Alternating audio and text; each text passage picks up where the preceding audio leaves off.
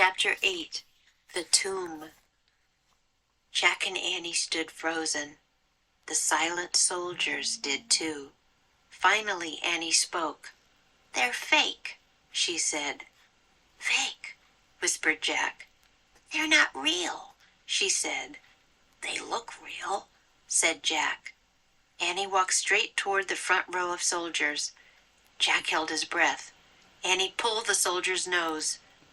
"Fake," she said. "Oh, brother," said Jack. He walked over to the soldier and touched his painted face. It was as hard as stone. "It's amazing," Jack said. Annie nodded. "It's like a museum." She walked down a row between two lines of soldiers. "Wait, this is spooky," said Jack. "What is this place?" He put down his sack and pulled out the china book. He found a picture of the frozen army and read aloud. "The Dragon King had 7,000 life-size clay figures made for his burial tomb. The clay was baked and painted. The Dragon King hoped that the clay army would protect him after he died." "It's like the pyramid in ancient Egypt," said Jack. "Remember? The queen was buried with a boat and lots of things to take to the afterlife." He looked around. "Annie?" "I'm here," she called.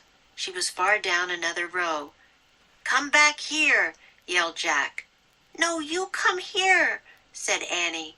"It's so cool, all their faces are different." Jack threw the book into his sack. Then he hurried down the row to Annie. "Look," she said. "Just look." In the flickering lamplight, they wandered down the rows of soldiers. No two soldiers had the same nose, the same eyes, or the same mouth. "Oh, man, no wonder so many people had to work on this tomb," said Jack. "They really did a good job," said Annie. "Yeah," said Jack. There were kneeling archers and foot soldiers dressed in red and black armor. There were real bronze swords, daggers, axes, spears, bows, and arrows. There were even life-size wooden chariots with horses. The horses looked completely real. They were different colors with white teeth and red tongues. "I have to take some notes about all this," said Jack. He pulled out his notebook and pencil. Then kneeling on the brick floor, he wrote, "No two faces the same, not even the horses." "Jack," said Annie. "You know what?" "What?" "I think we're lost," she said. "Lost?" Jack stood up. "We're not lost." "Yeah? Then which way is out?" said Annie. Jack looked around. All he could see were rows of soldiers.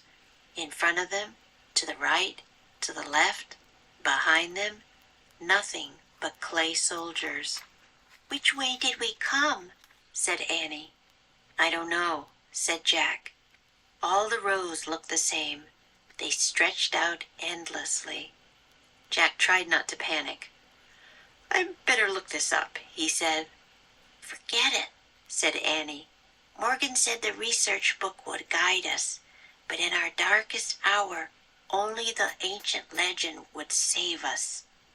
"Is this our darkest hour?" asked Jack. Annie nodded. "Yeah, it's pretty dark." "It does seem to be getting darker in here," thought Jack. The air was getting thicker, too. It seemed harder to breathe. "Let's ask for help," said Jack. He reached into the sack and pulled out the bamboo book. He held it up and said, "Save us." As Jack waited, the tomb seemed unbearably quiet. Jack held the book up again. "Please help us find our way out," he said. He and Annie kept waiting, but nothing happened. The air was growing even thicker. The light was getting dimmer. The countless rows of soldiers seemed creepier. Help did not come. Jack felt faint.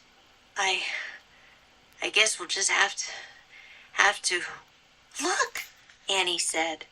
"What?" "The ball of thread. It rolled out of your sack," she said. "So what?" said Jack.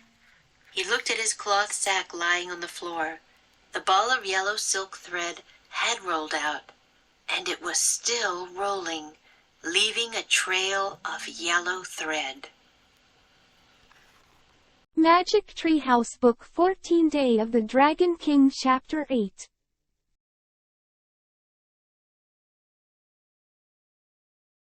Pull out. He put down his sack and pulled out the china book.